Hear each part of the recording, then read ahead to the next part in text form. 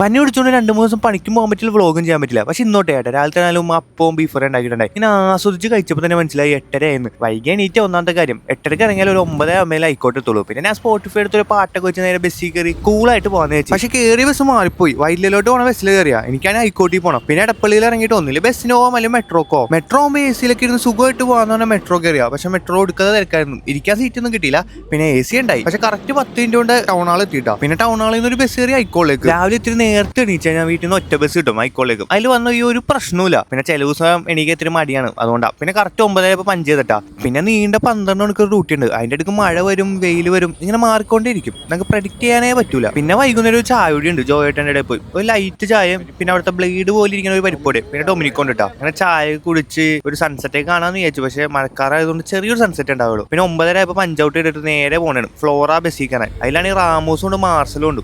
റൊണാൾഡോനെ ഇങ്ങനെ നോക്കിയിട്ട് കാണല. അതേ ഇരിക്കണം. പിന്നെ ഫായിസും ഉണ്ട് അൻസും ഉണ്ട്.